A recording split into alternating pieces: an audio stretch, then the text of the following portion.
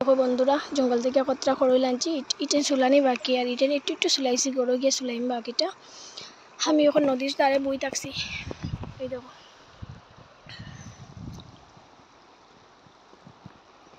অত জল নদীর মধ্যে, অত জল কিতা কইতাম, বহুত কষ্টে পাড়েছি। পায়ের তলা উলা শেষ পাত্তরে।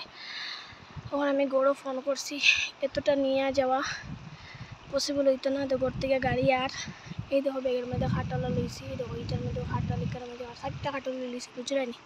নিজেও একটা খাটাল, এর মধ্যে আবার খাটাল লই লিছি। অতটা নিয়ে যাওয়া সম্ভব নেই, তারপর রিক্স লইছি। তারপর ভাবছিলাম পালই শাক নেমু, পুঁই শাক নেমু, বহুত কিছু পাওয়া যায় এখানে আমার পরে, কিন্তু বইয়া আনার ক্ষমতা নাই, এই কারণে রাইতে পারছি না। আর কোন দিন যাইমো নিজেও জানি না, বাট ইচ্ছা আছে আর একদিন আইমো।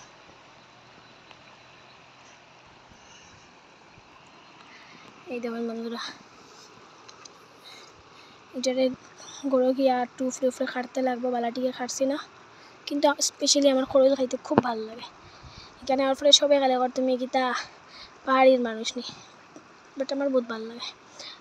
কাটল বিচি দিয়া, পনির দিয়া নিরামিষ রান্নে খুব টেস্টি লাগে, চিকেন দিয়েও ভালো লাগে। আর এই দেখো আমি বোয়াত, এই দেখো আমি বোয়াত পুরা জলের মাঝে বই থাকছি। মাথার মাঝে খুব বেদনা করে আজকে, কিন্তু আমার খুব মাথা বেদনা ডিস্টার্ব হইব। তোমরা আবারও দেখাইলাই। অনেকে কইছে মধুরা নদী দেখছো না, এইটা হইলো আমাদের মধুরা নদী। পুরা ঘুরতেও পারি না, যে না ভিডিওর মাঝে বালাটিকে আর নেই, বাট খুব খুব পরিষ্কার জল। এইটা তো একদম শুকনা, এটা শুকনা দিন আমরা এটার মাঝে হাঁটি, শুকনা থাকে, কিন্তু এখন বৃষ্টি একদম মানে জলে জল ভরে লেগেছে। এখন আমি জাস্ট গাড়ির ওয়েট করলাম।